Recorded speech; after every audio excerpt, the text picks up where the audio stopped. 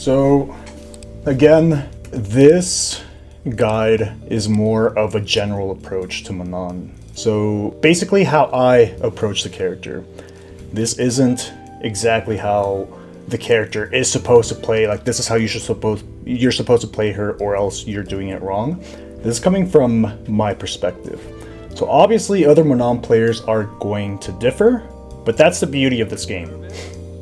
Like there's large room for expression with your character. But how I approach her, that's kind of what I want to highlight. I mean, you guys have watched my streams, you guys have watched me play. I kind of want to break down my thought process when I enter a game with Manon. She's a very intricate character. There's a lot of nuances with her as well, and it's really difficult to know exactly what you're supposed to do.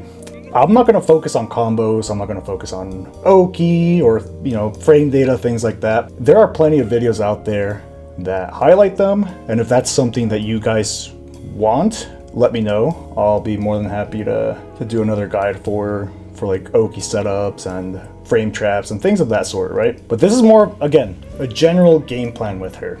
I feel like that's the most important thing, is like when you hop in the game, what do you do? What are you supposed to do? Do you just sit there and, like jump around? Like, there's more of like a structure, foundation for you to build upon. Now, going over Manon, she's an interesting character. She is a grappler that has a huge emphasis on her ground game. Very, very big emphasis. Now, why is that? She really doesn't have a good way to skip it, right? Like you're kind of forced to play this game. She doesn't have a Ken Dragon Lash. She doesn't have Jury Feet or, Fireball into Drive Rush, or just Jury's Drive Rush in general. She doesn't have on the headbutt. She doesn't have good ways to skip this entire area. You have to play it. Thankfully, she's really good at doing that. She has great buttons to control space in front of her and create openings. So that's what I'm going to detail here. Now, obviously, as a grappler, like her goal is to get close, right? She has a command throw. Scary. You can't block. You have to avoid it. So she excels when she's obviously close to the opponent. But there's a lot of nonsense happening from here to here, right? You don't start the round being in their face, and you don't have, Dragon Lash to just get in their face. We gotta play some Fusies. We gotta play some neutral with her. Now, I'll go over some approaches in how to win these interactions and how to gain ground and force guesses on your opponent. Now, a big thing with Manon, with any character, obviously, is you kind of need to have a win condition.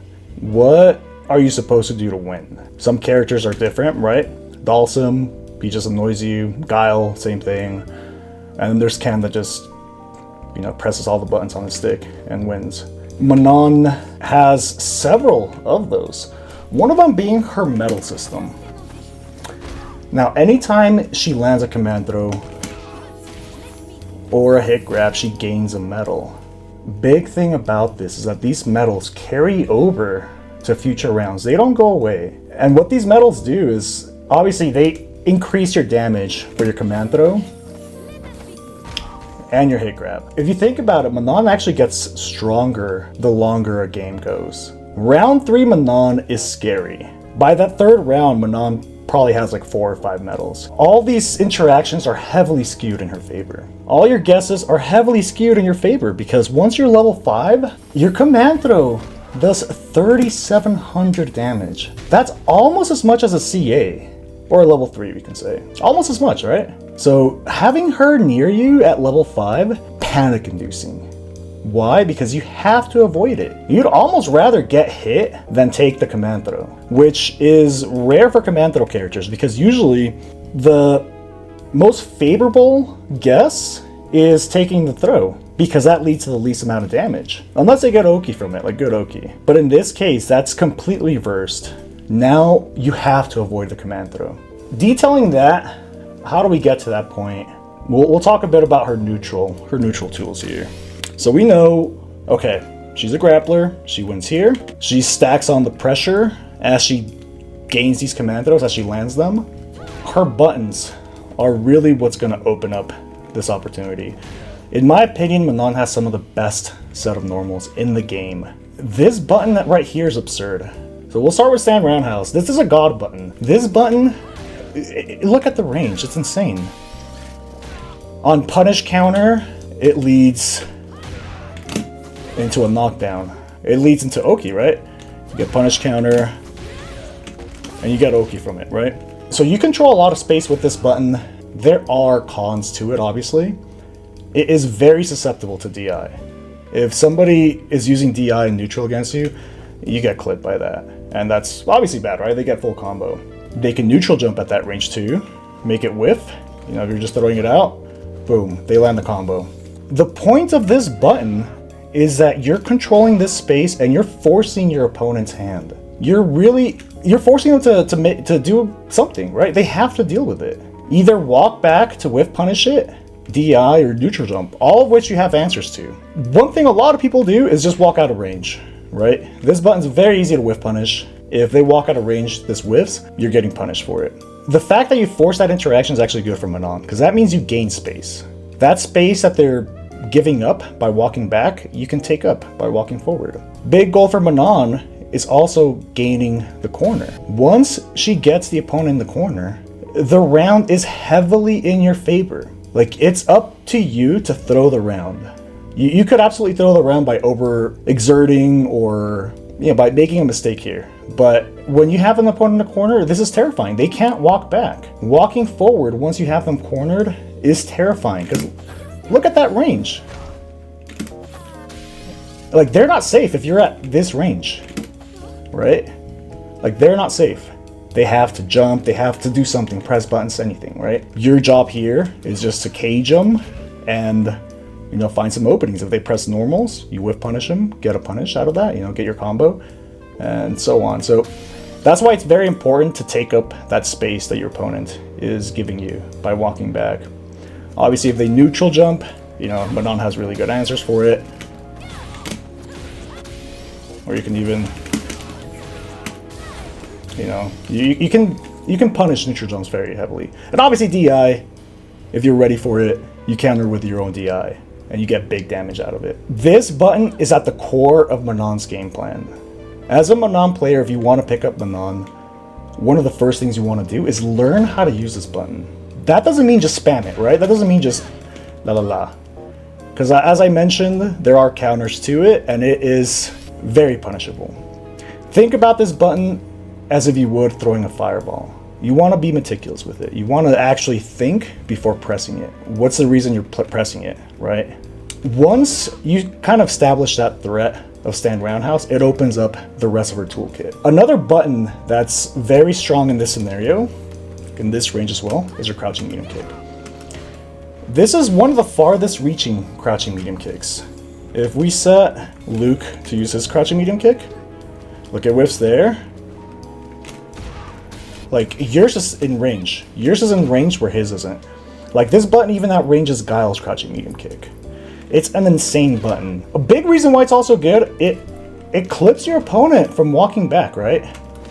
They're trying to walk back out of this range. You take up the space and you clip their legs.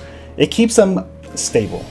It keeps them stationary as well. Now, this button, obviously if you get unlucky, you can get DI'd from it. It's not cancelable, so you are taking a risk, but if they don't DI like before you throw out the button, it recovers in time, so you can DI them back. Use this as an example.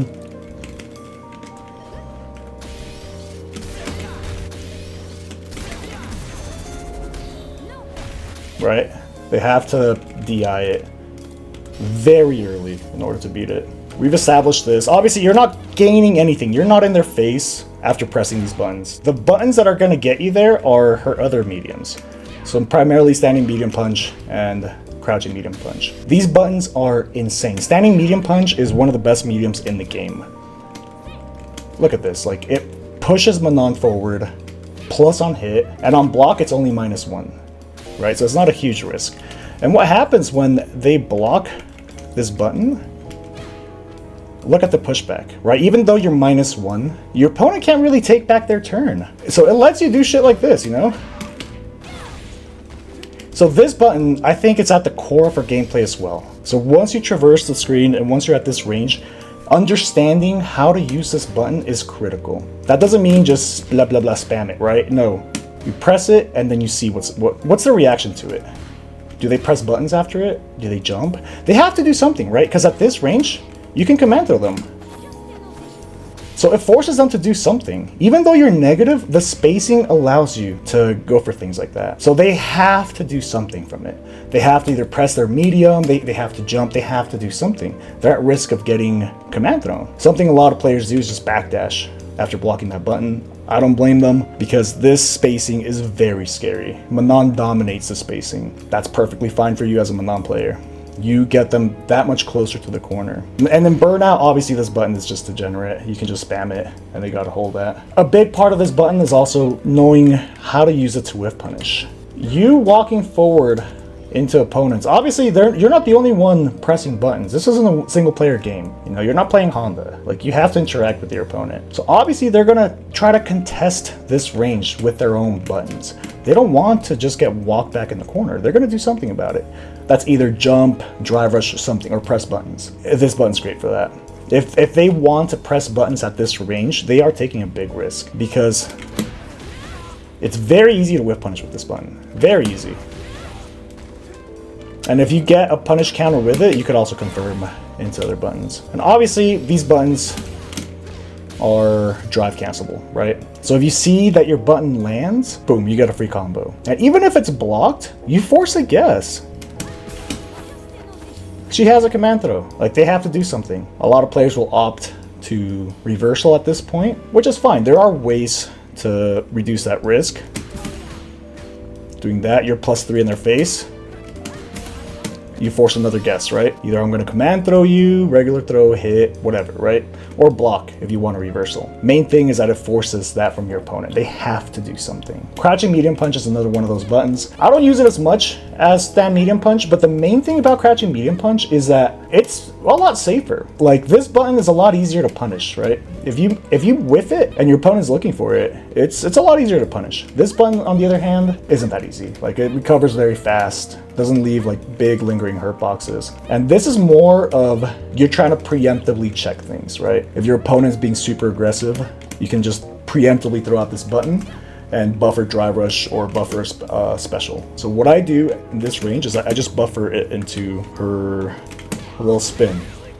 At this range, if it hits nothing, nothing happens. But if they walk into it, dash into it, drive rush, whatever, they get clipped.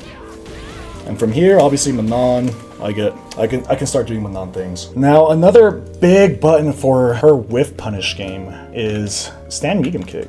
This button is very underrated. I don't use it much when I'm at this range because it's a lot slower. It's 10 frames compared to 7 frames, right? So there is a higher likelihood of you losing interactions because your opponent also pressed a button and your button just came out slower. So I'd rather really not use that button as much. At this range, I use stand medium punch.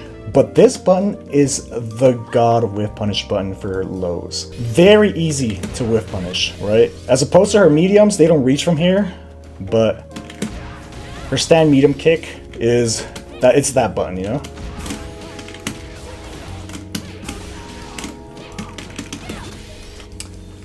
That's primarily how I use it, honestly. That is, if you're trying to whiff punish lows, if Jury's throwing feet at you, you have a way to clip it. And low mediums in this game are outrageous. They are insane. Low mediums are insane in this game. If you played ranked, if you played this game for any amount of time, you've gotten clipped by Ken, Luke, Jury, whoever. Crouching medium kick, drive rush cancel into death, right? So those buttons are absurd. Learning how to play around strong tools is absolutely necessary, or else you're just going to lose to them. Manon has a great answer to them. Obviously, this requires work from you as a player. You have to recognize the range. So this is just some training mode, right? You kind of get a visual understanding of what's a safe range and what isn't. If you're not too familiar with the range, you're going to get clipped.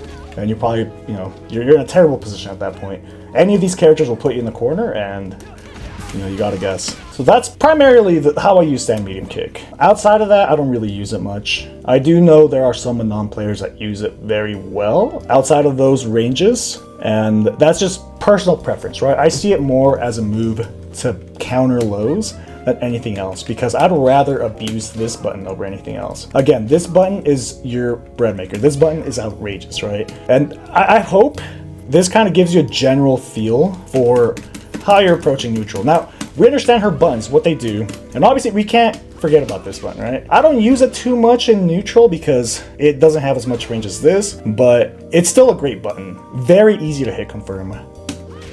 You can delay it super late. If you're a third strike boomer, it doesn't matter. You'll still be able to react to it. Look how late you can react to it. And if it's on block, obviously you don't do anything. But the fact that it sucks them in, leaves them +3 in your face as a grappler is huge. That means that if you land this and they decide to press buttons, your button will beat theirs. Your throw will beat their jab, command throw will beat their jab, right? And once somebody is in this range against Manon again, you have to guess. And the guesses are in her favor. So obviously, really good for that, right? That's something I will use a lot as well to drain my opponent's drive gauge. Look how much damage that did. That's almost an entire bar. If I'm at this range, I will definitely abuse it. Couple of this, you know. There are scenarios where throwing out Stand Fierce is a better option than your other buttons. I don't use it as much because it's huge whiff punish bait. At the higher levels, throwing out buttons that have a lot of recovery isn't a great idea. People, you know, top players are very good at whiff punishing slow normals. If you whiff something like this in front of them, you're gonna get punished. So when you throw it out, you have to be 100% sure that you're in range, or else you're getting punished. Obviously at lower levels, that might not be a big of a risk, but I want to approach this as, you know, as if you're playing like top level competition. So this button, learn the range, it's really good, drains their guard meter. Stand roundhouse as well, almost an entire bar, right? So your opponent blocking these heavies is actually a good thing for you. They can't just sit there and block. They have to do something. Walk out, jump in, whatever, right? We established this range. This is how you control with Manon. And at this range, if your opponent does decide to jump at you, super easy anti-air. Very, very easy anti-air. Like you can react super late to someone's jump, get your crouching fierce, you get a knockdown from that, and you force them to guess. So jumping at Manon's never a good idea, honestly. And when I see people actually jump at Manon, it confuses me because like Manon doesn't have a fireball. What are you trying to jump? Like most of her normals, they recover in time to anti-air you if you jump. Except for this one, but there's less riskier ways to avoid that button than to jump forward at Manon. What I get from players is players that like to jump forward a lot, they're just not comfortable in this range. This range for them is scary because they don't know what to do. So they try to skip it by jumping, right? Oh, my opponent's pressing some buttons, I don't know, blah. Like it's super easy to skip it, but at higher levels, it's an easy punish and a lot of times could actually cost you the round. You know, you're in the winning position, dominant position, you know, you have them in the corner and then you decide to jump at them. If they anti-air you, get a side switch or get Oki from that, you know, get pressure, and you lost a round from a winning position. So jumping against Manon, almost never a good idea. As Manon, obviously you're forced to jump in certain matchups. You know, if they're throwing fireballs, you know, Luke, Guile, what have you. And it's an option you should explore against certain characters in order to force them to keep it in mind, right? Like they have to know that that's a threat. They can't just throw lazy fireballs. They can't throw lazy pokes. They have to be on point with that. Okay, so going over all these normals, I hope that kind of paints a picture of kind of what she does, right? So she's controlling the space very well, detailed how you control that space. Now, how do you get in? What's all this information, all these buttons? What does all this mean? So if you're forcing your opponent to do stuff by pressing buttons, you know, getting in their face, there's going to be several key scenarios here, right? Either they contest a space with buttons, or, you know, they try to drive rush at you, or just straight up, you know, back up. So as a Manon player, and actually in general, just Fusis in general, it's up to you to keep track of that. Like, how are they approaching this? Are they letting you just back them up to a corner? Are they just being more offensive? Are they reacting to you walking forward and controlling the space with aggression? A lot of players do that. So it's up to you to recognize guess at. How do you do that? Just chill. You can sit here and wait to see what they do, right? How are you taking this? How are you handling this, right? And then you adjust accordingly. Now, Manon's offense gets started obviously from several ways, right? You get a whiff punish with whatever, or you get in closer to them and find openings with your stand medium punch, right? Like that. Those are the biggest ways for her to actually start her offense. If they give that to you, if you manage to get a whiff punish at this range, if you win one of those interactions, good for you, right? You force a guess and you get to put them in a bad situation. So either command throw them, force something out of that, or you get a hit. Again, these are scenarios that you're winning. Ultimately, your goal should be to put your opponent in the corner. That should be the goal, right? If you manage to gain some medals on the way, great. It's going to make the rest of the round, the rest of the match a lot easier. So you're trying to push them back, right? Push them back into the corner, throwing out this button, they're walking out of range. You take up that space. You're fighting for the space.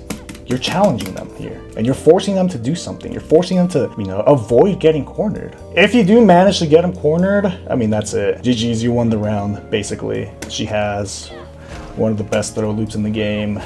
One of the best anti-airs if they decided to, jump while they're in the corner.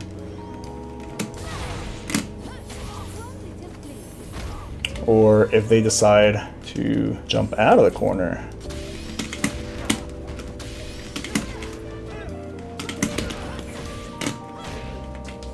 Like she's very good at keeping you in the corner and abusing you at this point. Now, other options, because you're not just gonna sit there and just 100% foosies your opponent. Another option that you want to throw out in neutral is if you see your opponent being a bit passive, like they don't want to challenge the space because you've been punishing their buttons with your own buttons, you've been outranging them, take advantage of her drive rush. Now, Manon's drive rush is not the best. I mean, certain times it could be the worst, right?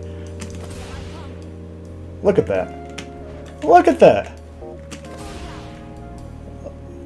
Like, it's really fast when it starts up, and then it just slows down to a crawl later on. So using her drive rush from far is almost useless, but from this range, it's so strong. Look how fast that is, Boom.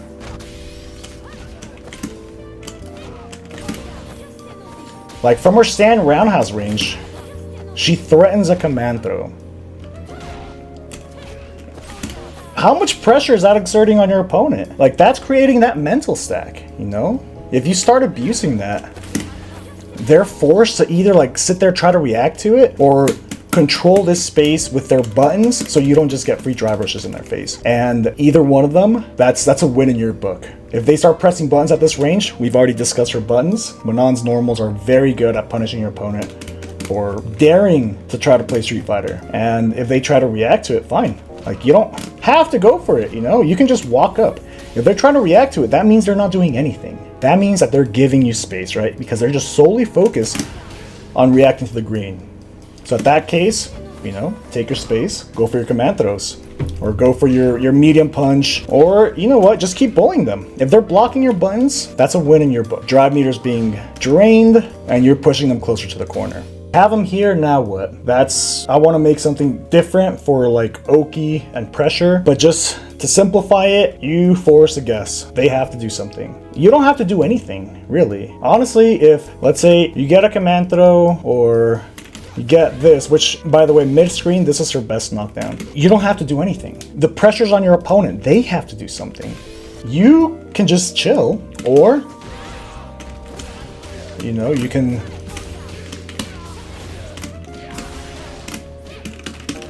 You can, go for a guess.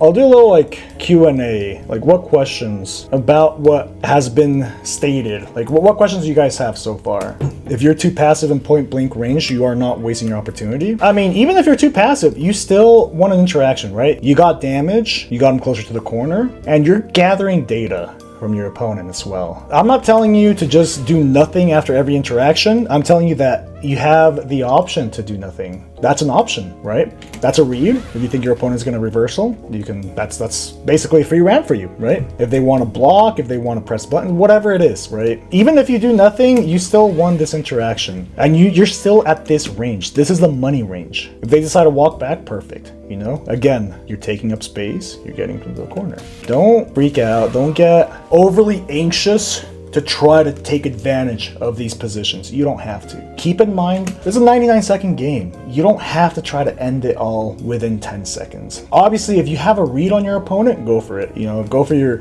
green split on your speed run. But there's you know, you don't have to. What about when she's under pressure or you have aggressive opponents? So aggressive opponents means what? They're abusing drive rush, dashing, jumping, whatever, right? They're putting the pressure on you, and they're putting the onus on you to react to these things. There's several things you can do, right? If you have an overly aggressive opponent trying to come at you, you know, buffer normals is always good. Drive rush, I mean, if you're using this button well enough, they're gonna get clipped by that button trying to enter. You know, if you're controlling this space with your buttons, they're gonna have a hard time getting through that. If they drive rush from further, it really is a lot easier to react. If you're at this range against an opponent, what else are you looking for, right? While you're walking forward trying to take this range, the only thing you should be looking for is drive rush. That's the only thing they can do, unless they have a fireball, which makes it tricky, right? If they have a fireball, you have to also be able to deal with that. But thankfully, there's no chip damage in this game. You can parry them, but you're just looking for drive rush at this range. That's the only thing you're looking for. You know, pressing buttons at this range does nothing. They really gain nothing from it. You're at zero threat. I'm talking more about when you get at this range. Sure, your opponents can drive rush at this range. That's a lot harder to react to, but they're also taking a big risk because this range is a range where you're pressing buttons. And that's why I like throwing out medium buffered, because if they do happen to, you know, go into this range, I get a huge reward from it. So that's something to consider. They're risking eating buttons at this range. They can catch a timing and sucks to suck, but for the most part, it is very risky to drive rush at this range. And I have trouble winning neutral, winning with grounded footsies. Well, again, because it's for the most part, most players don't know how to play footsies, man. Footsies is really what separates the good players from the great players. On top of other decision making, what have you. But footsies is a big part of that because you're comfortable here. You are comfortable here. You're not panicking. You're not freaking out. You know what to look for. You know what to do. That's a big thing. That's very powerful. Once you actually become comfortable at this range, it opens up an entirely different game. Now, I'm not going to describe footsies like in depth, but by itself, like that's a game within a game. It is pure interaction with your opponents. I have a lot of troubles with cross-ups while playing Manon. If crossing up, that means they're jumping from this range. And if they're jumping from this range, I mean, jumping from this range is not ideal as your opponent, but how do you punish it? You can do that. You have that option. You have this option. You have this option. You have this option, right? If you know that's something they're going for, just react, bro. What should I take into consideration as to whether I should end her combos into grabs for metal or Oki? That's a good question. So what I look for is, in the first round, I'll try to build metals, right? If I build some metals in the first round, I feel like it gives me a huge leg up on the rest of the match. But let's say first round's not going well for you, or just it's not going well for you in general, right? Your opponent has a life lead, and you kind of need to make a comeback. In those cases, I will prioritize Oki over metals because you can snowball a lot harder, right? You force guesses from here. As opposed to if you get a metal, I mean, you do still have some Oki, but it's not the best Oki. It's not the best mix-up. And when I say Oki, I mean like your wake-up pressure against them, if you're not familiar with the term. I know that's a very boomer term, so if you're not familiar with that term, it's the pressure that you exert on their wake-up. What options are you going to do? Am I going to command throw you? Am I going to hit you? Regular throw, block, whatever, right? It's you taking advantage of that. Yeah, it really depends. Now, if I have you close to the corner, let's say we're like around here, I won't really go for metals that often because I'd rather end my combos in like this, which gives you great wake-up pressure on them. You know, you can do... You have great meaties, great options from it, and you really force guesses at this point. So...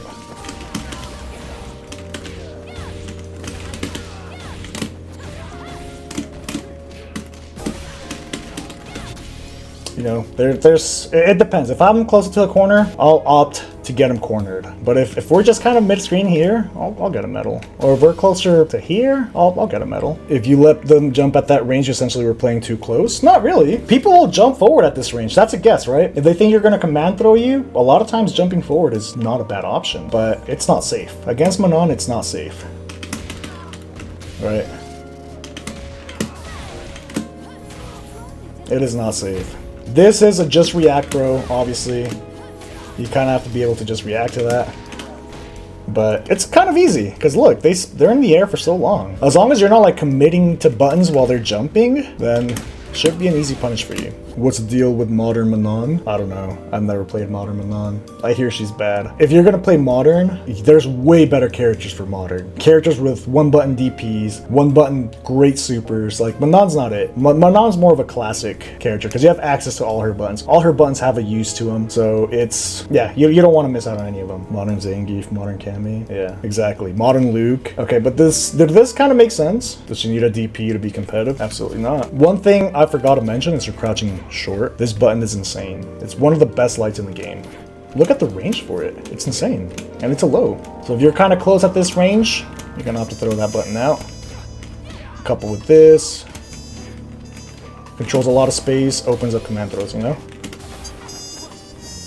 So I guess closing thoughts on Manon, you know, although she doesn't have the most abusable tools, she doesn't have, you know, insane neutral tools that just skip it. Again, Dragon Lash is like, I love that example because literally a Dragon Lash, you skip all of this, right? You skip all of this and just get in their face and you're plus. You won Fusies. Hooray, congratulations. She doesn't have that. She has to actually earn her hits. She has to play this game. Again, she has superb ground control. Very good, right?